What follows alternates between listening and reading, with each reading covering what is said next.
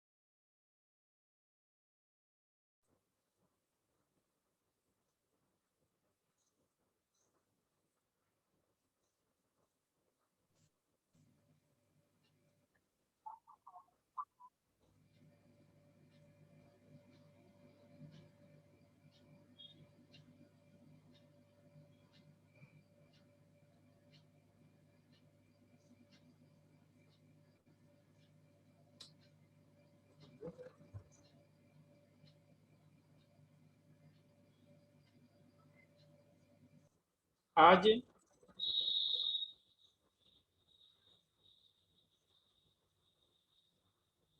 आज की कक्षा में हम लोग जिस विषय पे चर्चा करेंगे, कुंडली से फलित जानने का तरीका। कुंडली से फलित कैसे जाने, किसी की भी जन्मपत्री देखकर कैसे निर्धारण करें कि उनके जीवन में कौन सी घटना घटने वाली है, कौन सी घटना घट सकती है या कौन सी घटना घट रही है और कैसे घट रही है, किन कारणों से घट रही है। इसकी चर्चा आज के विषय में हम करने जा रहे हैं। और ज्योतिष जानने का जो सबसे बड़ा उद्देश्य होता है मनुष्य का, कि किसी भी जन्मपत्री देखकर भूत भविष्य और वर्तमान की जानकारियां कैसे हम हासिल कर सकते हैं और लोगों की आने वाली संभावित घटनाओं से कैसे उनको बचाया जा सकता है, अच्छी घटनाओं का कैसे वो उपयोग करें अपने जीवन में, उनके जीवन की दिशा और दशा दोनों में एक सार्थक शुभ परिणाम दिखाई मिले, और बुरे समयों का कैसे हम बचाव करके चलेंगे, हमारे खराब समयों से हम अपने आप को कैसे बचाव करेंगे, इसका एक मार्गदर्शन ज्योतिष में हमें प्राप्त होता है, हमें मिलता है।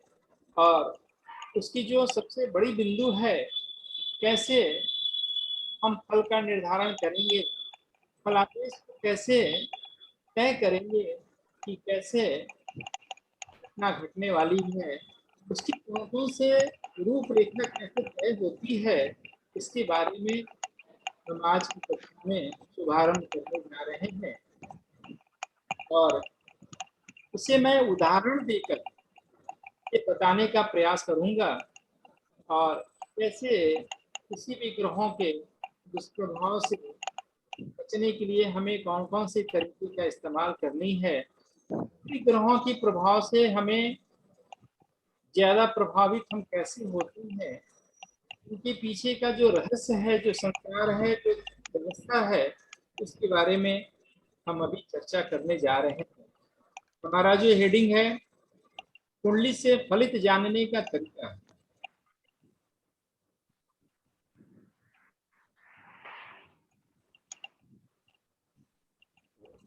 पीछे वाला खोलो ना, खुला हुआ नहीं। भावना मैडम, हाँ जी मैम। आपकी आवाज उसमें आ रही है, आप अपना माइक म्यूट कर लीजिए ना प्लीज।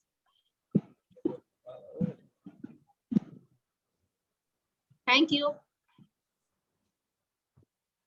ये कुंडली से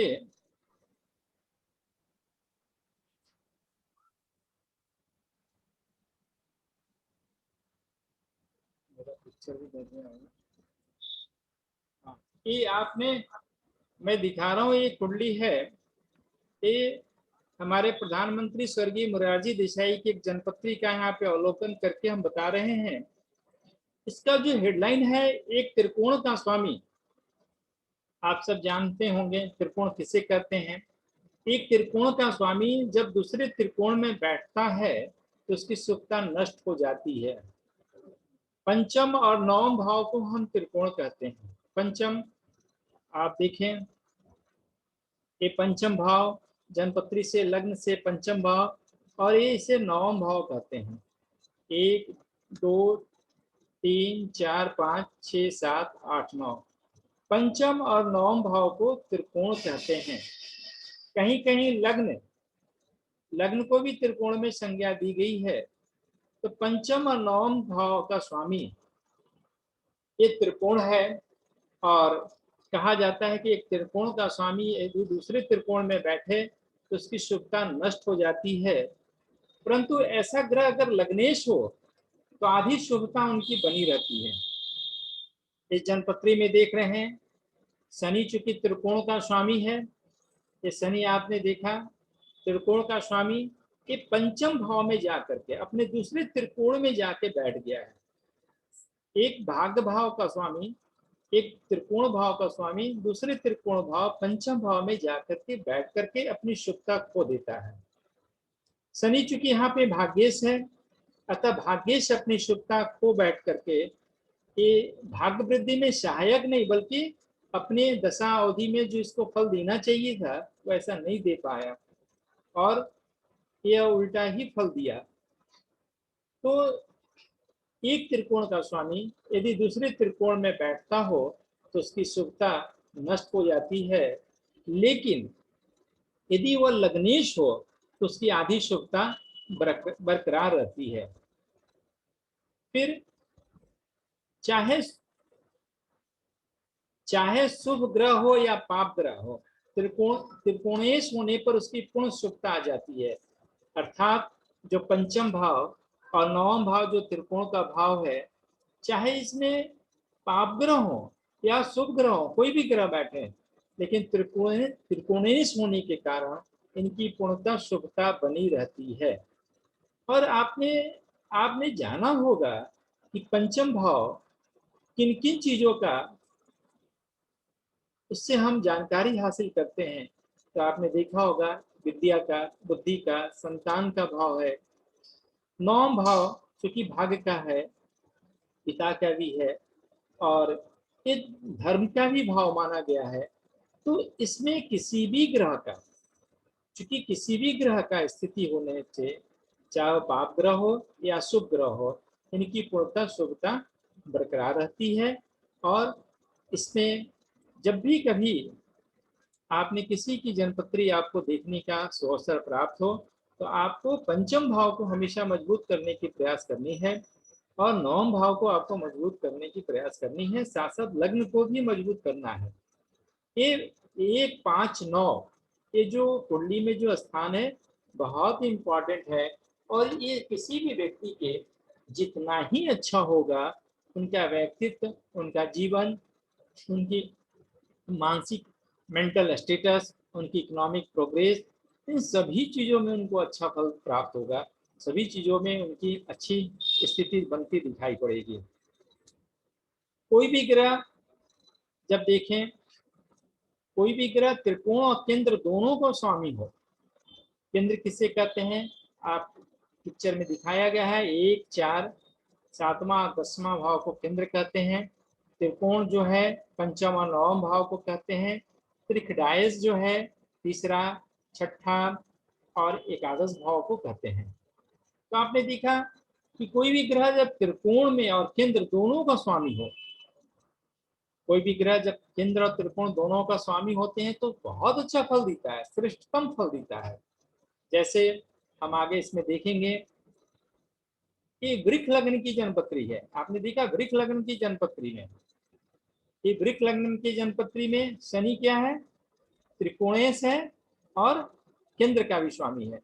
आपने नवम भाव को त्रिकोण माना और 1 4 7 10 को केंद्र मानते हैं। तो ये केंद्र और त्रिकोण के स्वामी होने के कारण वृक्ष लग्न वाले के लिए शनि योग कारक होता है।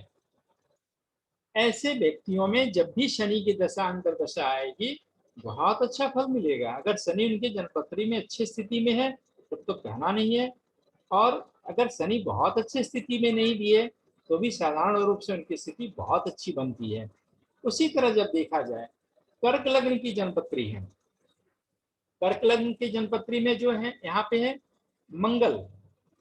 आप देखिए यहाँ पे मंगल जो है दसम भाव का स्वामी है और पंचम भाव का स्वामी है। तो मंगल जो है यहाँ पे बहुत जो कारक है। इसी तरह जब सिंह लग्न की जन्मपत्री में देखेंगे तो सिंह लग्न की जन्मपत्री में भी मंगल केंद्र का स्वामी है और त्रिकोण का स्वामी है।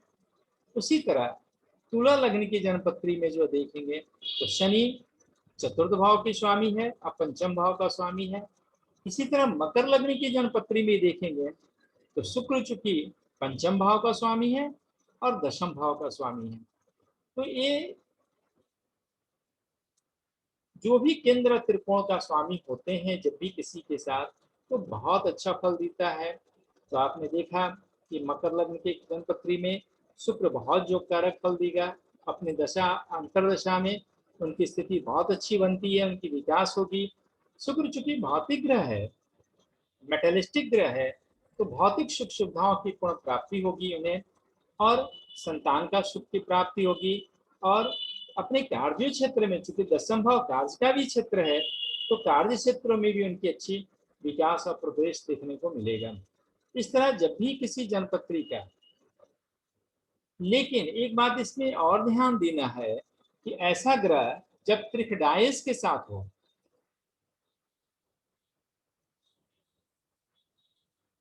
जब भी केंद्र त्रिकोण का स्वामी, जैसे मंगल देखा या हमने सिंह लग्न वाले में देखा, यहाँ पे सिंह लग्न वाले में हम लोगों ने देखा मंगल देखा, कर्क लग्न वाले में भी हम लोगों ने मंगल देखा, या वृक लग्न वाले में शनि देखा, या मकर लग्न वाले में शुक्र की स्थिति, तुला लग्न वाले में शनि की स्थिति।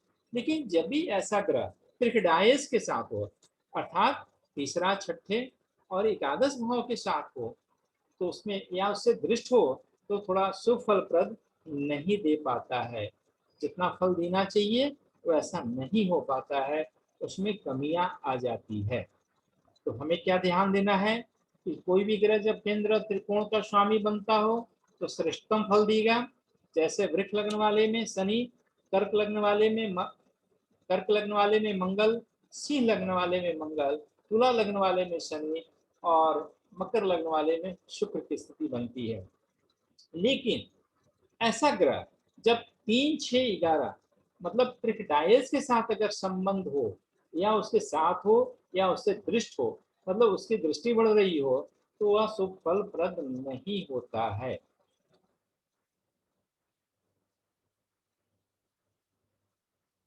और फिर इसके बाद हम देखते हैं यदि केंद्र का स्वामी, केंद्र का स्वामी जन्म कुंडली में किसी के केंद्र में ही स्थित हो तो आधी शुभता नष्ट हो जाती है। बहुत इंपॉर्टेंट सिद्धांत है। इन्हीं सब सिद्धांतों के आधार पे हमारी प्रेडिक्शन की रूपरेखा तय होती है, प्रेडिक्शन हम करते हैं, और इसी को ध्यान में रखना है। यही बेस है, बैकबोन है प्रेडिक्शन का, और यही फंडामेंटल कंसेप्ट है। यदि केंद्र का स्वामी जन्म कुंडली में किसी केंद्र में ही स्थित हो तो आधी शुभता नष्ट हो जाती है। क्या होती है? आधी शुभता नष्ट हो जाती है। केंद्र का स्वामी जन्म कुंडली में किसी केंद्र में ही स्थित हो तो आधी शुभता नष्ट हो जाती है। परंतु यदि केंद्र का स्वामी अपने स्वराशि में स्थित हो तो क्या होगा? उसकी शुभता बरकरार रहती है। जैसे आपने इसमें देखा कन्या लग्न की जन्मपत्री में 2 केंद्र का स्वामी है। ये यहाँ पे हम देख रहे हैं कि एक बुध जो है, तो बुध एक तो बुध 2 केंद्र का स्वामी है, एक का और दशम का, और एक केंद्र में ही किसी में बैठा है। हालांकि नीच क्या है, डिबिलिटेड है, इसकी शुभता तो ऐसे भी खत्म हो गई है, लेकिन सिद्धांत के आधार पे इसकी शुभता नष्ट हो गई है क्योंकि केंद्र में ही बैठा हुआ है। लेकिन यही बुध जो है अपने स्वराशि पे स्थित है, अपने दशम भाव पे, क्योंकि मिथुन राशि का स्वामी बुध है, तो इसकी शुभता बरकरार रहती है। तो ये हमें बहुत इसको बारीक से हमें ध्यान रखनी है। इसे हमें पूरी तरह समझते हुए अपनी फलादेश की दिशा और दशा को हमें तय करने में मदद देगा। यहाँ पे दिखाया गया कि मिथुन लग्न की कुंडली में बुध लग्न तथा चौथे भाव का स्वामी है, 2 केंद्रों का अधिपति है, परंतु लग्नेश होने से वो अपनी शुभता नहीं खोता। क्या हुआ? 2 केंद्र का स्वामी होने से, लग्नेश होने से शुभता नहीं खोता। यहाँ पे साथ ही कन्या लग्न की कुंडली में बुध लग्न तथा दशम भाव का स्वामी है, तो यहाँ पे ये अपनी शुभता नहीं खोता है। इस बात को हमें अच्छे तरीके से समझते हुए ध्यान रखनी है।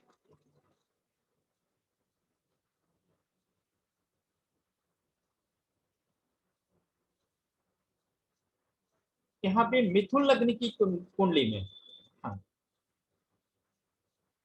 मिथुन लग्न की कुंडली में गुरु सप्तम, गुरु जो है सप्तम तथा दशम 2 भावों का स्वामी है। किसका है? सप्तम तथा दशम भाव का, 2 भावों का स्वामी है। तो सप्तम और दशम भाव का होने से ये क्या हुआ? ये अपनी दशा अंतरदशा में शुभ फल प्रदान नहीं करने में सामर्थ्यवान होगा, मतलब अर्थात यह शुभ फल नहीं देगा। इसी तरह कन्या लग्न की कुंडली में गुरु जो है चौथे और दशम भाव का स्वामी है, तो ये अपनी दशा अंतरदशा में एक अपनी शुभता खो देता है, अपना अच्छा फल नहीं देगा। इसके विपरीत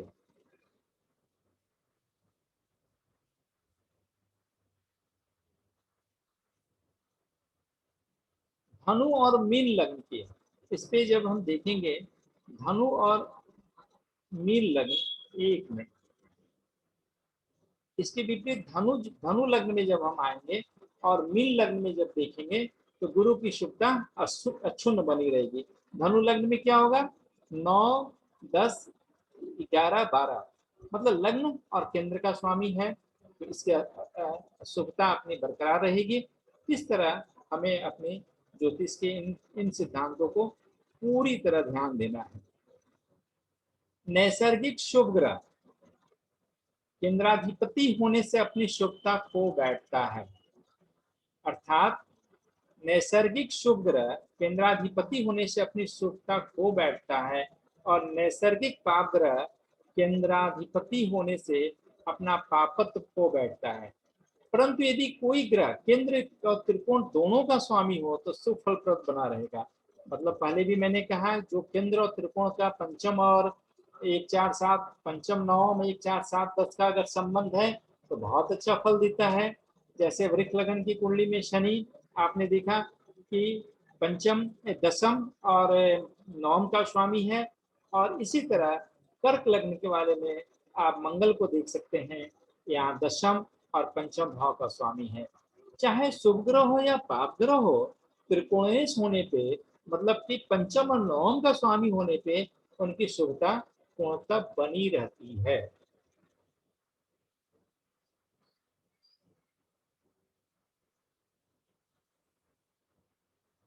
केंद्र का स्वामी, केंद्र कौन कौन है? 1, 4, 7, 10। केंद्र का स्वामी यदि त्रिकोण में हो, केंद्र का स्वामी क्या है? त्रिकोण में हो तो उसका बल दुगना हो जाता है। केंद्र का स्वामी अगर त्रिकोण में 1, 4, 7, 10 का स्वामी पंचम में नवम भाव में जाए तो उसका बल दुगना हो जाता है, तथा जिस भाव का स्वामी है उस भाव को वृद्धि करने में सामर्थ होता है। इस कुंडली में हम देखते हैं चौथे भाव का स्वामी, चौथे भाव का स्वामी गुरु 9 भाव में बैठा हुआ है, अतः गुरु का बल दुगना हो गया। तो गुरु क्या का फल देगा? लग्न का फल देगा, शारीरिक स्वास्थ्य उनकी अच्छी रहेगी, और गुरु सुख सुविधा का स्वामी है, वाहन का स्वामी है। चतुर्थ भाव का स्वामी क्या है? माता का स्थान है, वाहन का है, सुख सुविधा का है, मेटलिस्टिक गेन का भी है। ये सारी सुख सुविधाओं की इनकी प्राप्ति होगी। इस तरह जब केंद्र का स्वामी त्रिकोण में चला जाए या तो बहुत अच्छा फल देता है।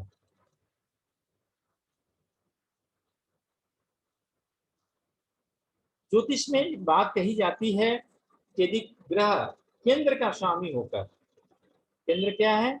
1, 4, 7, 10 का स्वामी होकर त्रिकोण में बैठ गया हो, अथवा त्रिकोण का स्वामी होकर केंद्र में बैठा हो तो ऐसा स्थिति एक विशेष राजयोग का निर्माण करता है। राजयोग क्या है? दो ग्रहों की अच्छी संबंध, अच्छे कंजक्शन से एक अच्छे रिजल्ट की फॉर्मेशन होती है, जिसे ज्योतिष की भाषा में राजयोग के रूप में हम जानते हैं, राजयोग के रूप में हम कहते हैं। तो इसमें हम क्या देख रहे हैं कि ये जो जनपत्री है, जो मंगल है, एक त्रिकोण का स्वामी केंद्र में चला गया है, और यहाँ पे देख रहे हैं बृहस्पति जो है केंद्र का स्वामी या लग्न का स्वामी, ये आपका नवम में आ गया, और नवम का स्वामी ये केंद्र में आ चुका है।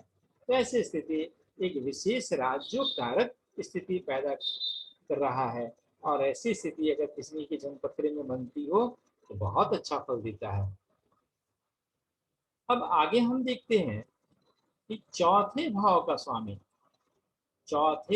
स्वामी यदि पंचम भाव में हो तथा पंचम भाव का स्वामी चौथे भाव में हो तो श्रेष्ठ योग का निर्माण होता है। क्या होता है? बहुत अच्छा योग होता है। परंतु यदि नवम भाव का स्वामी दसम भाव में और दसम भाव का स्वामी नवम भाव में हो तो श्रेष्ठतम योग होता है। यदि यह किसी भी जन्मपत्री में, किसी भी व्यक्ति के जन्मपत्री में यदि दोनों योग के निर्माण हो जाए तो वो अद्वितीय होता है, बहुत अच्छा कही जाती है। और यह योग व्यक्ति के विकास और विस्तार के लिए, व्यक्ति की प्रगति के लिए, उनकी पूरी जीवन की सुख सुविधा, सामर्थ्यवान, ऐश्वर्यवान बनाने के लिए बहुत मायने रखता है, बहुत अच्छा फल देता है।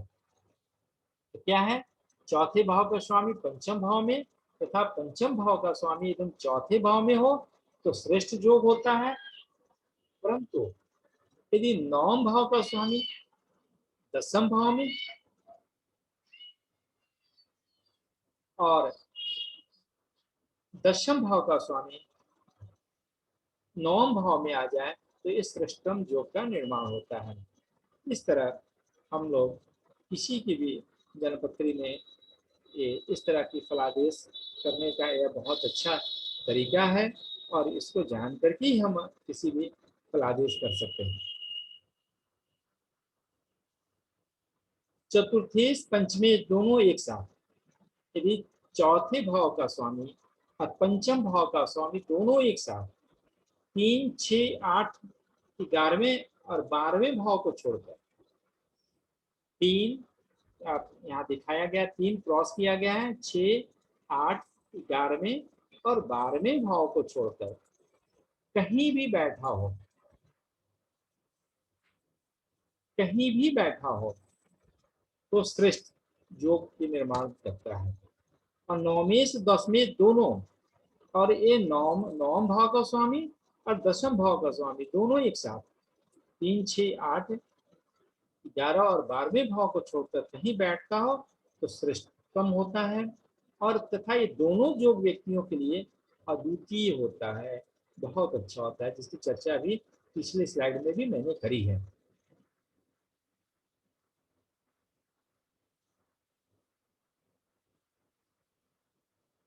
आगे का जो स्लाइड है इसमें जो टॉपिक है त्रिकडाय 3, 6, 11 आपने पिक्चर में देखा, तीसरा भाव, छठे भाव और एकादश भाव में शुभ ग्रह बैठने पर अगर इसमें किसी कारणवश शुभ ग्रह बैठ जाते हो तो अपनी शुभता त्रिकडाय को अपनी शुभता दे देते हैं, या त्रिकडाय स्थान के दोष को कम कर देते हैं, परंतु स्वयं दूषित हो जाते हैं, अर्थात अपनी उनकी शुभता खत्म हो जाती है। इस स्थान पे किसी भी शुभ ग्रह अगर बैठे तो वो इस स्थान की जो ये है कुछ शुभता तो दे देते हैं, उनकी मतलब दुष्प्रभाव में कमी ला देते हैं, लेकिन अपने स्वयं को दूषित हो जाते हैं, अर्थात अपनी शुभता को खो देते हैं। यह भी बहुत इंपॉर्टेंट चीज है, इसे भी आपको हमेशा ध्यान में रखनी है। फलादेश की यह तकनीक जो है बहुत इंपॉर्टेंट तकनीक है। त्रिकडाय स्थान में अर्थात 3, 6, 11 में पाप ग्रह बैठे हों तो इस स्थान को शुभ ग्रह बैठे हो तो क्या हो, इस स्थान में शुभ दे देते हैं, पाप ग्रह हो तो पापी बना देता है। परंतु स्वयं की दशा अंतर्दशा में अच्छा फल देता है। एक तो ऐसे भी कहा जाता है 3, 6 जो 11 का जो स्थान है, ये अपनी दशांतरदशा में उनकी पराक्रम की वृद्धि होती है, रोग शत्रु को दबाने की क्षमताएं आती है, या मूल्यों की वृद्धि होती है। ये भी हमें याद रखना है, इसे भी हमें समझते हुए फलादेश करनी है। कोई भी ग्रह चाहे शुभ हो या शुभ, परंतु वह तीसरे, छठे या 11वें भाव का स्वामी हो तो पापी माना जाएगा, पापी माना जाता है। कोई भी ग्रह चाहे शुभ हो या अशुभ, परंतु वह तीसरे स्थान, छठे स्थान और 11वें स्थान में होगा तो वो पापी माना जाता है। ऐसी ज्योतिष में जो एक लॉ है।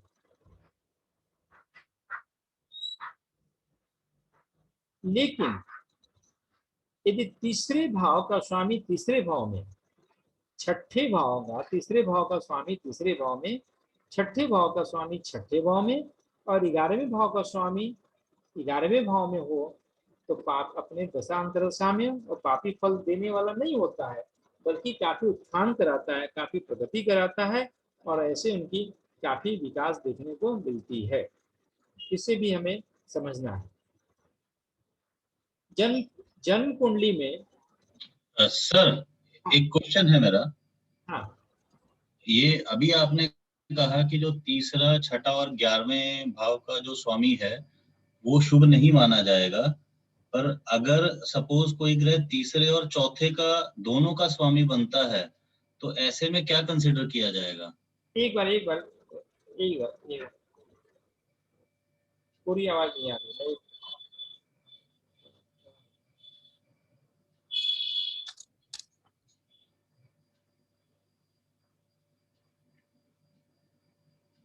हाँ, एक बार, हाँ बोले।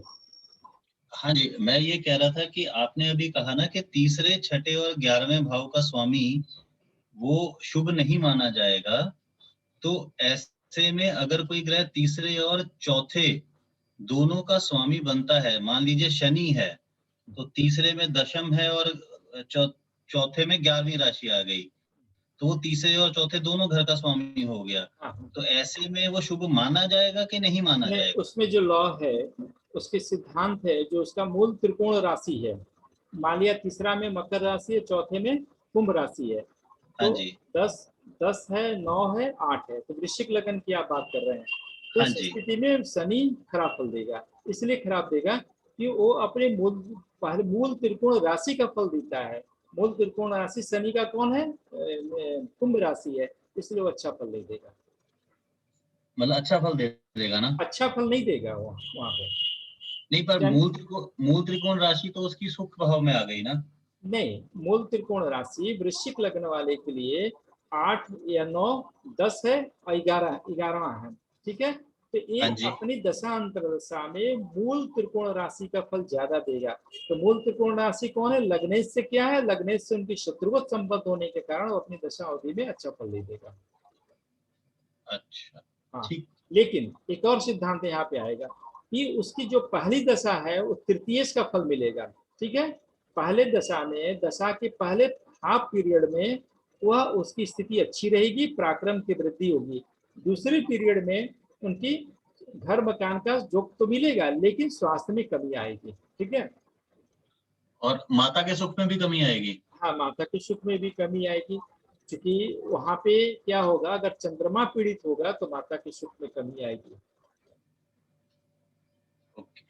अच्छा, एक चीज सर और पूछनी थी कि ऐसे में कहते हैं कि ऐसे जातक अगर अपने जन्म स्थान से दूर चले जाएं हाँ हाँ तो उसमें लाभ मिलता है, तो ये बात कितने हद तक इसमें वैलिड रहेगी? हाँ, क्योंकि वहां पे क्या है ना, शनि है ना, शनि अपने स्थान से दूर की ओर ले जाएगा, क्योंकि उसके नैसर्गिक ड्यूटी है, इसलिए उस स्थिति में उनकी थोड़ी अच्छी स्थिति हो जाती है। हमें जब भी फलादेश करनी है तो पूरी पहलुओं पे अध्ययन करके, पूरी चीजों पे, किसी एक पॉइंट पे हमें नहीं करना है। हमने जितनी सारी थ्योरियां जो है ज्योतिष की, सब एक साथ अप्लाई करके जब उनको हमें देखना है। मान लिया जाए किन्हीं का वृक लगन की जन्मपत्री है, या आपने वृश्चिक लगन की अभी जो बात कही, वृश्चिक लगन की बात कहें, तो जो लॉ है, तीसरे भाव का स्वामी, छठे भाव का स्वामी, 11वें भाव का स्वामी और पापी फल देने वाला नहीं माना जाता है। वो ऐसा कहा गया ना, तीसरे हाँ भाव जी, का स्वामी तीसरे भाव में हो तो पापी नहीं फल देगा। अगर हाँ शनि जी, यहाँ पे अपने स्वयं की राशि में हो जाए वृश्चिक लग्न में, तो शनि अपने दशा अंतरदशा में उनकी क्या करेगा, यात्रा भी कराता है। क्या करता है, पराक्रम में वृद्धि होगा। क्या करेगा, छोटी छोटी नौकरियों की भी प्राप्ति कराएगा, वेस्ट की ओर ले जाएगा, पश्चिम की ओर ले जाएगा, क्योंकि पश्चिम दिशा की ओर कारकत्व तो उसको मिला हुआ है, वायु तत्व की कारकत्व तो मिली हुई है, तो ये सब मिलता है अपने राशि पे हो। लेकिन शनि यहीं पे वृश्चिक लग्न में शनि जो है नीच का हो जाए, 8 9 10 11 12 छठे भाव में आ जाए, तो क्या होगा, शनि का नीच के होने से छठे भाव में रोग और शत्रु की वृद्धि हो जाएगी। क्या होगा, रोग और शत्रु रोग की वृद्धि हो जाएगी। रोग तो रोग ऋण शत्रु में वृद्धि दे देगा ना। हाँ, छठे भाव चूंकि रोग का ही नहीं बल्कि है स्वास्थ्य का भी भाव है, तो हाँ स्वास्थ्य में जी, भी कमी आ जाएगी। शनि का हाँ क्या जी, नेचर है, डिरेवल करना, किसी भी बीमारियों में लंबे समय तक लेके चलना। हाँ क्योंकि हाँ, शनि है क्या, शनि एक राशि में कितने माह तक रहता है, 30 माह तक रहता है।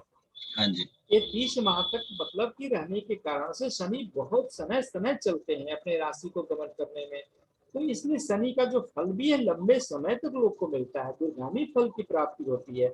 इसलिए यह शनि जो है यहाँ पे नीच के होने से शनि अपने शुभ प्रभाव को अपने खो दिया, इसलिए तृतीय में कमी आई, चतुर्थ की भी पावर में कमी आ गई। और शनि क्या हुआ कि शनि अपने प्रभाव से इनको घर मकान जमीन की सुखों में कमी आ जाएगी। ठीक है, हाँ जी, हाँ जी, हम आगे चले। हाँ जी, जी,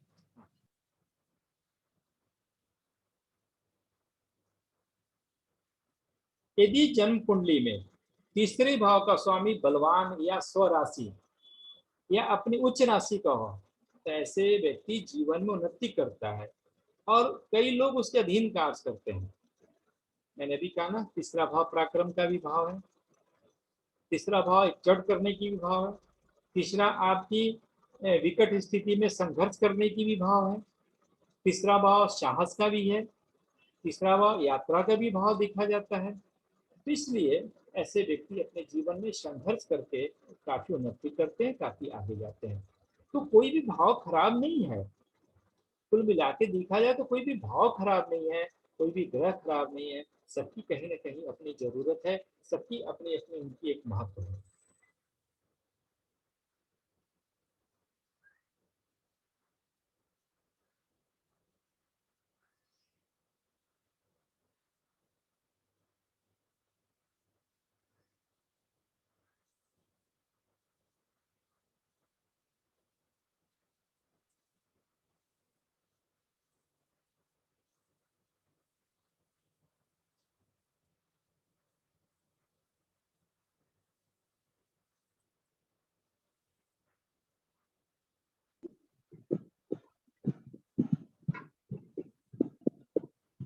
बस नहीं आ रही, आवाज नहीं आ रही सर, आपकी आवाज नहीं हाँ आ हाँ, रही है। मैं देख स्लाइड चेंज कर रहा हूँ। अच्छा अच्छा,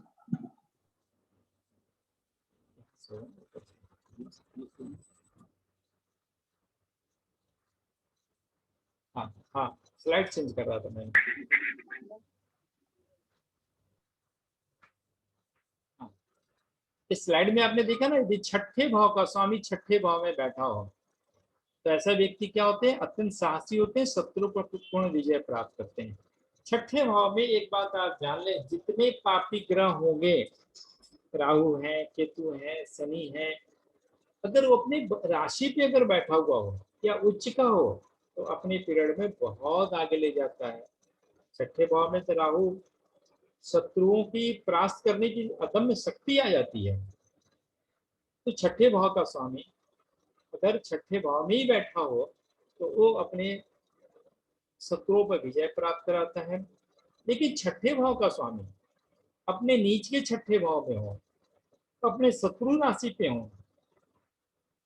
कंबस्ट हो, मतलब सूर्य से अस्त हो, तो ऐसी स्थिति में वो साहसी नहीं हो पाएंगे, शत्रुओं पर पूर्ण विजय नहीं प्राप्त कर पाएंगे, ऐसा देखा जाता है। यदि 11वें भाव का स्वामी 11वें भाव में हो, तो वह जातक लक्ष्मीपति और सुख सौभाग्य का स्वामी होता है। अर्थात 11वें भाव क्या है? मूल्य का भाव है, लाभ का भाव है। और क्या है? ये चतुर्थ स्थान से अष्टम होने में जनता की आयु का भी स्थान है। तो ऐसे लोग की पॉपुलैरिटी बहुत मिलती है, जनता का मान और सम्मान की भी प्राप्ति होती है। तो ऐसे लोग आर्थिक स्थिति, चूंकि इनकम का सोर्स का स्थान है एकादश स्थान, तो ऐसे लोग ऐसे समय में जातक काफी सुख सौभाग्य को प्राप्ति करते हैं और पैसे कौड़ी के मामले में, लक्ष्मी के मामले में, धन के मामले में काफी स्थिति उनकी अच्छी होती है। अब थोड़ा सा हम लोग ग्रहों के संबंध को देखें। ये भी देखना है ग्रहों का पारस्परिक संबंध किस प्रकार माना गया है। जब दो ग्रह एक राशि एक भाव में हो, जैसे चंद्रमा सूर्य एक राशि में है, या बुध शुक्र एक राशि में है, या मंगल गुरु एक राशि में है, तो ये भी एक इनकी संबंध मानी जाती है।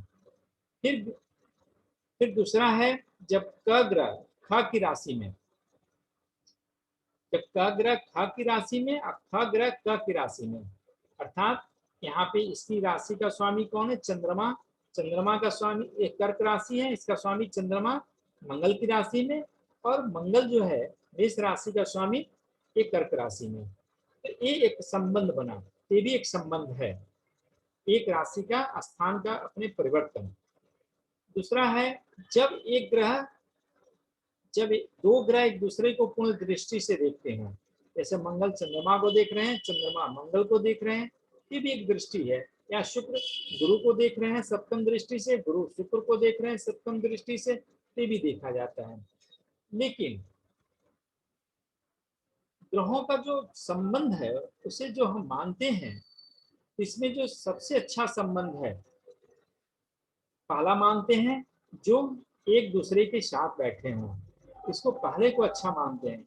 दूसरे को जो है जो एक स्थान परिवर्तन कर रहे हैं उसको पहले से थोड़ा कमजोर मानते हैं। और तीसरा जो है जो एक दूसरे को जो देख रहे हैं वो उन्हें सबसे हम कमजोर मानते हैं, उनकी संबंध को सबसे कमजोर मानी जाती है। इस तरह हम ग्रहों के पारस्परिक संबंध को भी ध्यान में हमें रखनी है। जिस भाव में लग्नेश बैठता है, लग्नेश किसे कहते हैं? लग्न के स्वामी, प्रथम भाव के स्वामी को लग्नेश, दूसरे भाव के स्वामी को द्वितीय, तीसरे भाव के स्वामी को तृतीय, इसी तरह चतुर्थ भाव के स्वामी को चतुर्थेश, पंचम भाव के स्वामी को पंचमेश, अष्टम के स्वामी को खष्टेश, सप्तम के स्वामी को सप्तमेश, अष्टम के स्वामी को अष्टमेश, नवम के स्वामी को नवमेश या भागेश, दसम के स्वामी को दशमेश या कर्मेश, एकादश के स्वामी को एकादशेश, और द्वादश के स्वामी को द्वादश, द्वादश या व्ययेश कहते हैं। तो जिस भाव में लग्नेश बैठता है उस भाव की वृद्धि करता है। जो पहली सिद्धांत है कि लग्न का स्वामी जिस भाव में बैठता है उस भाव को बहुत अच्छा कर देता है, बशर्ते वो नीच का ना हो। यदि लग्नेश यहाँ पे शुक्र को दिखाया गया उच्च का होकर के एकादश स्थान में बैठा है तो क्या होगा? व्यक्ति की आय की स्थिति बहुत अच्छा कर देगा, वो आर्थिक दृष्टि से संपन्न तो होंगे ही होंगे, और इनकी यश प्रतिष्ठा भी अच्छी होगी। जनता का, चूंकि जनता का स्थान चौथा है तो जनता के आयु का स्थान उससे अष्टम एकादश स्थान है, इसलिए जनता की आयु में भी बहुत अच्छी वृद्धि रहेगी। मतलब काफी उनकी लोगों के बीच में उनकी पॉपुलैरिटी बहुत रहेगी और वो दीर्घ समय तक उनकी बनी रहेगी।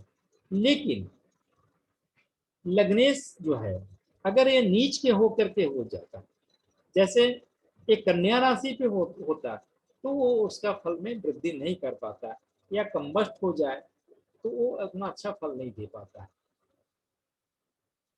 यदि कोई ग्रह अष्टमेश होने के साथ साथ लग्नेश हो तो लग्नेश होने के कारण उसे अष्टमेश का दोष नहीं लगता है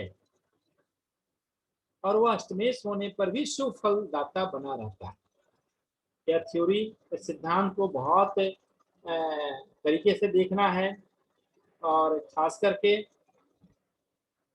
जब कोई ग्रह लग्नेश और अष्टमेश है, जैसे मेष लग्न वाले में देखा जाए तो मंगल लग्नेश के साथ साथ अष्टमेश भी होते हैं, तो अष्टमेश का दोष नहीं लगता है, चूंकि ये लग्नेश है इसलिए अष्टमेश का दोष नहीं लगा है। और अष्टमेश होने पर भी वह शुभ फलदाता बना रहेंगे। और अष्टमी लग्नेश होने के कारण इनकी हम स्टोन भी पहना सकते हैं। जब भी इनकी फिजिकल इम्यूनिटी कम होगी या साधारण स्थिति में भी बनेगी, तो इनको इनकी स्टोन को पहना करके इनकी लग्न को मजबूत कर सकते हैं। और अष्टम भाव मृत्यु का ही नहीं है बल्कि आयु का भी भाव है, तो आयु का भी बल मिलेगा। एंसेस्ट्रल प्रॉपर्टी का भी है, पैतृक संपत्ति का भी भाव है, तो पैतृक संपत्ति का भी लाभ मिलेगा। इस तरह हम लग्नेश के साथ अष्टमेश होने के कारण इसका दोष नहीं लगता है और अष्टमेश होने के बावजूद वह शुभ फलदाता बना रहेगा। सूर्य और चंद्रमा यदि अष्टमेश हो तो उन्हें अशुभ दोष नहीं लगता।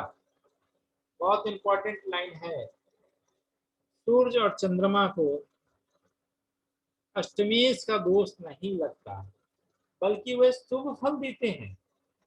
जैसे धनु लग्न की कुंडली में चंद्रमा तथा मकर धनु लग्न की कुंडली में चंद्रमा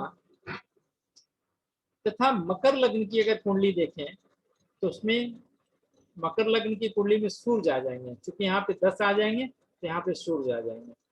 तो अष्टमेश होने पर उनके अष्टमत्व का दोष नहीं लगेगा और वो अपने पीरियड में काफी अच्छा फल देते हैं।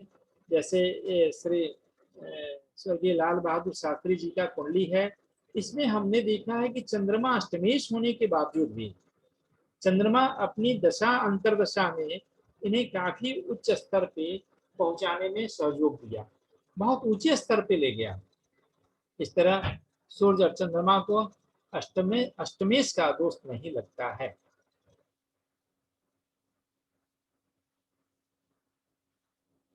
सूर्य और चंद्रमा को छोड़कर बाकी सभी ग्रह 2-2 राशियों के स्वामी होते हैं। अभी पहले हमने चर्चा किया था, अभी शायद राजू शर्मा जी ने क्वेश्चन किया था कि शनि मकर राशि का है तो चतुर्थ भाव कुंभ राशि आएगा तो क्या होगा।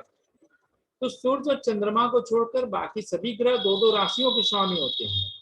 यदि ग्रह 2 भावों का स्वामी हो तो अधिक फल उस भाव का देगा जो उसकी मूल त्रिकोण राशि में हो। इस कुंडली में हम जो देख रहे हैं, शनि अष्टम तथा भाग्य भाव का अधिपति है, परंतु शनि जो है मूल त्रिकोण राशि कुंभ है। यहाँ पे आपने देखा जिस कुंडली का भाग्य भाव है, अतः शनि अष्टम भाव की अपेक्षा भाग्य भाव का फल अधिक प्रदान करेगा। शनि क्या करेगा? भाग्य भाव का फल अष्टम भाव की अपेक्षा भाग्य भाव का फल अधिक प्रदान करेगा। इसी तरह वृश्चिक राशि में, वृश्चिक लग्न में 8, 9, 10, 11, तो यहाँ पे चतुर्थ भाव का फल, क्योंकि मूल त्रिकोण राशि कुंभ है शनि का, तो इसका फल ज्यादा वो देगा।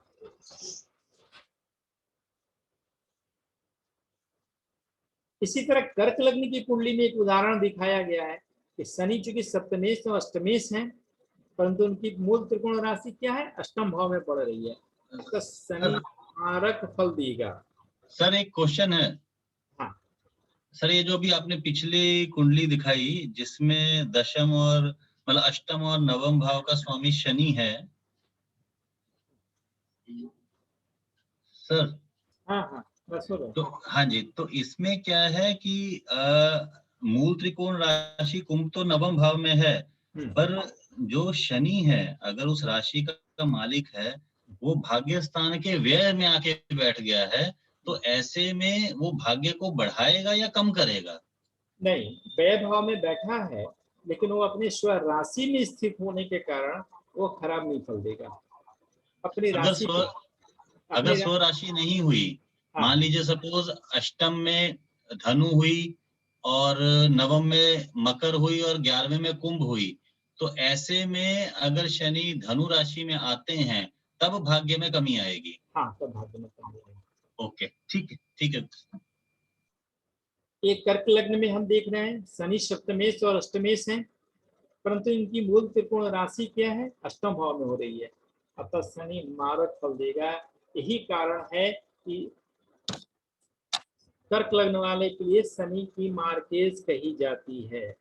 कर्क लग्न वाले में जब भी शनि की दशा अंतर्दशा आती है तो उन्हें नाना प्रकार की कष्टों की प्राप्ति होती है। क्यों होता है, इसकी तथ्य और कारण इस बातों से स्पष्ट हो रही होगी। हो रही है कि नहीं, हो रही है ना। इसी तरह लग्न के स्वामी की अपेक्षा चतुर्थ भाव का स्वामी अधिक बलवान होता है। लग्न के स्वामी की अपेक्षा चतुर्थ भाव का स्वामी अधिक बलवान होता है, और उससे भी ज्यादा सप्तम भाव का स्वामी, और उससे भी ज्यादा दसम भाव का स्वामी बलवान होता है। लग्न के स्वामी की अपेक्षा चतुर्थ भाव का स्वामी, और चतुर्थ भाव से स्वामी से ज्यादा बलवान सप्तम भाव, और सप्तम भाव के स्वामी से ज्यादा बलवान दसम भाव का स्वामी होता है। इस तरह हमें इन नियमों को भी बहुत सूक्ष्म से कुंडली के एनालिसिस करने में ध्यान देने की आवश्यकता है। पंचम भाव के स्वामी की अपेक्षा नवम भाव के स्वामी, पंचम भाव के स्वामी की अपेक्षा नवम भाव के स्वामी विशेष बलवान होता है। अभी लग्न में कहा, लग्न से ज्यादा चतुर्थ, चतुर्थ से ज्यादा सप्तम, सप्तम से ज्यादा दशम। त्रिकोण में कहा जा रहा है कि पंचम से ज्यादा नवम और ज्यादा बलवान होता है। इसी प्रकार त्रिखडाय में तीसरे से ज्यादा छठे, और छठे से ज्यादा 11वें भाव का स्वामी बलवान होता है।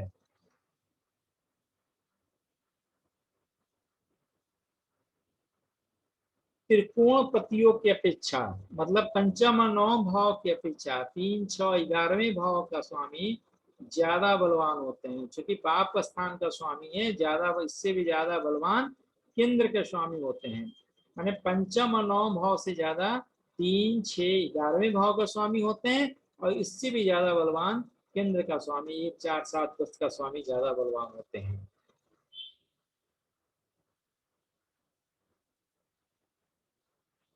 लग्न की गणना केंद्र में नहीं करनी चाहिए, बल्कि भविष्य फल स्पष्ट करते समय इसकी गणना त्रिकोण में करनी चाहिए। तो त्रिकोण में क्या है, पंचम और नवम को त्रिकोण जानते हैं, लेकिन भविष्य फल कथन स्पष्ट करते समय इसे भी हमें त्रिकोण में करना चाहिए। तो त्रिकोण क्या हुआ, पंचम नवम के साथ साथ पहले को भी त्रिकोण में रखी जाती है, जबकि यह 1, 4, 7, 10 लग, यह केंद्र का भाव है।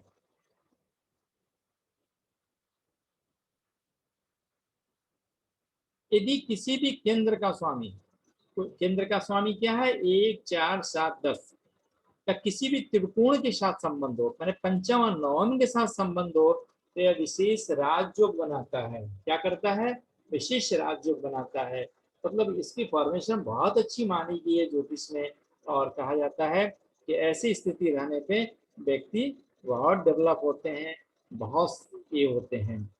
इस तरह जो है, हम किसी भी जनपत्री का एनालिसिस करने के लिए कुंडली के कुछ कुछ तरीका, कुछ कुछ नॉर्म्स, कुछ कुछ नियमों को अगर हम ध्यान में रखेंगे, तो किसी भी जनपत्री का हम एनालिसिस कर सकते हैं। उसकी जानकारी हमें आराम से प्राप्त होगी, और यह विषय जितना सूक्ष्म रूप से इसके नियमों को हम ध्यान रखेंगे, अप्लाई करेंगे, एप्लीकेशन करेंगे, उतना ही अच्छा से हम किसी भी जनपत्री का फलादेश करेंगे। अभी थोड़ा लॉ पे आज हमने चर्चा की। अगली क्लासेज में इसी कड़ी को और आगे बढ़ाते हुए, क्योंकि एक बार सारे सिद्धांत को बताना बड़ा मुश्किल है, समझना भी उतना ही मुश्किल है, इसे हमें याद रखना होगा। और जितना इसकी बारीक से सूक्ष्म इन नियमों को ध्यान में रखेंगे अपने फलादेश करते समय, या फलादेश का जब एनालिसिस करते समय, उतनी अच्छी हमारी प्रोडिक्शन बनेगी, उतना अच्छा हम प्रोडिक्शन करने में सक्षम होंगे। और हमारी फलादेश की जो तकनीक है, अगर हम सही ढंग से अप्लाई करेंगे, तो हमें फलादेश भी सही हमें मिलेगा।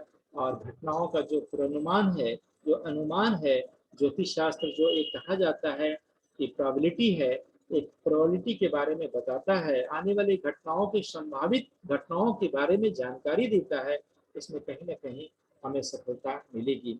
और आगे की क्लासेज में इसी कड़ी को हम आगे बढ़ाएंगे।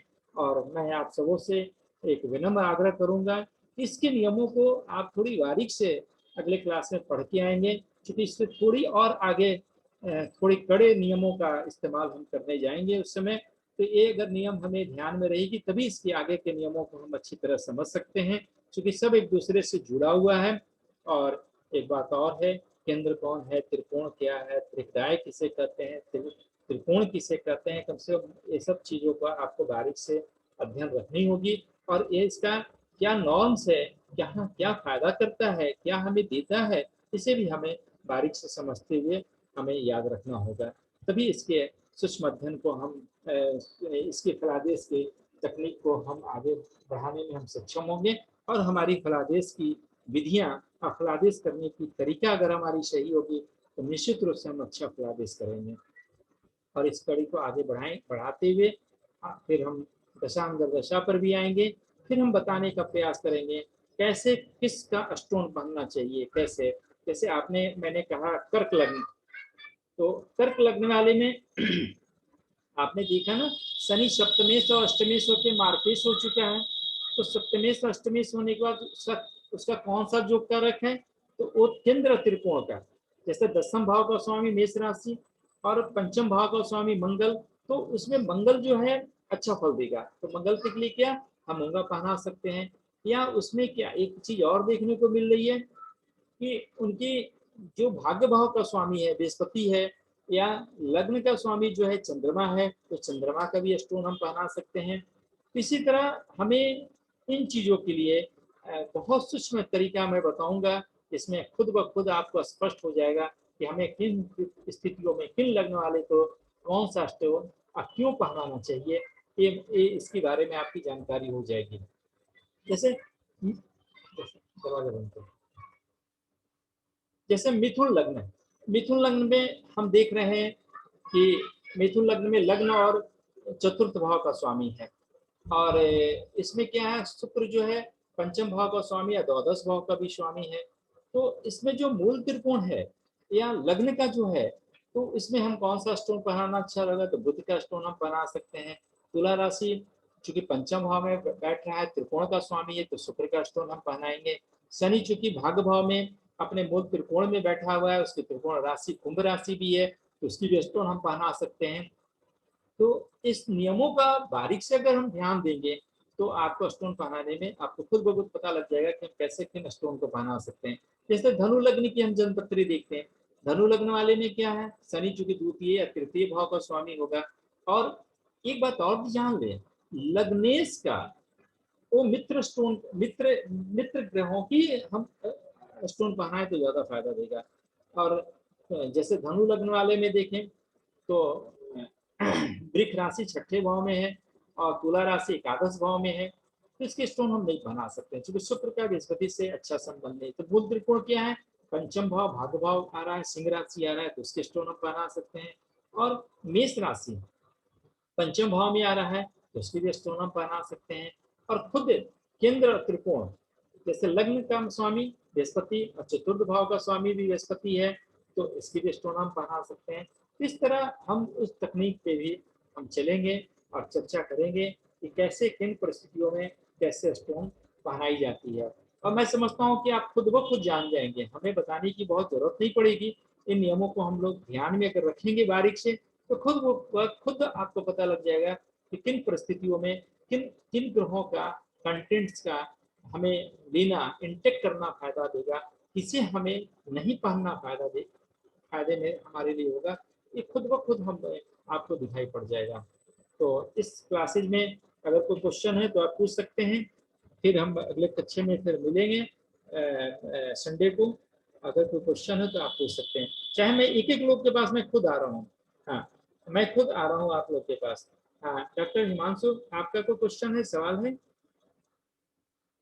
नहीं सर, मेरा कोई अभी प्रश्न नहीं है, लेकिन मैं आपसे बहुत स्पष्ट रूप से कहूंगा, आज मुझे थोड़ा बैक में पूरा नहीं पढ़ पाया था, इसलिए मुझे आज समझने में थोड़ी सी दिक्कत हो रही थी। मैं आज पूरा पढ़ूंगा इसको, तो मुझे आगे और पीछे दोनों का ज्यादा बढ़िया क्लियर होगा। मैं अभी कंसेप्ट नहीं बिठा पा रहा हूँ अपने मन में। सर मुझे 3 शब्दों का मीनिंग चाहिए सर। हाँ हाँ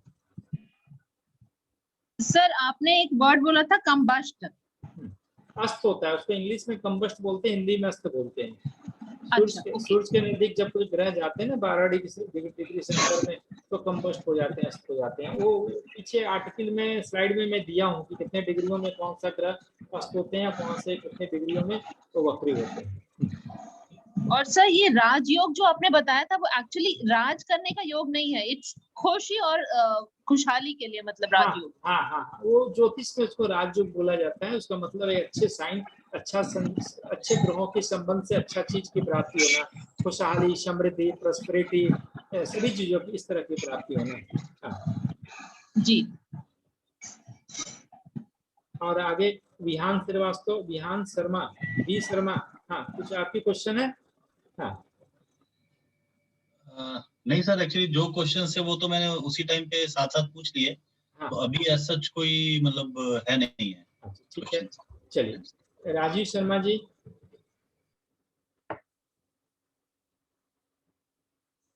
राजीव शर्मा जी, आपका वीडियो लगता है ऑफ था ना, आप अपना ऑडियो ऑन कर लें। हाँ जी सर। सर इसका वही है कि सर जो आपकी स्लाइड्स है ना सर, उसका अध्ययन करना पड़ेगा, तब हम लोग पकड़ पाएंगे सर। तो इसीलिए, थोड़ा क्योंकि क्या है ना सर कि चीजों को जोड़ पाना तभी हो पाएगा। वो तो एक तो आपने कहा कि जैसे जब हम होरोस्कोप देखेंगे तो उससे रिलेट कर पाएंगे, लेकिन साथ साथ क्या है सर, अध्ययन करते रखेंगे तो ज्यादा अच्छी तरह से समझ पाएंगे। हाँ, मेरा ये सोच है। नहीं सही है। मैडम आपकी कोई क्वेश्चन?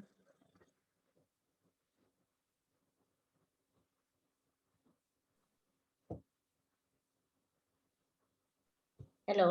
हाँ हाँ, मैडम, मैं अभी हाँ ज्यादा समय दे नहीं पा रही हूँ, इसलिए जब पढ़ती नहीं हूँ तो फिर आपको अपनी क्या क्वेरीज बताऊं। पूर्णिमा कोशिश कुछ, कर। अच्छा ठीक है मैडम। पूर्णिमा कुछ क्वेश्चन? नो सर, अभी तो नहीं है। अच्छा, चलिए तो इस क्लास को मैं बंद करता हूँ।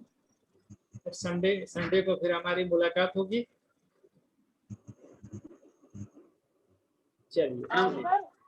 प्रणाम। प्रणाम सर। हाँ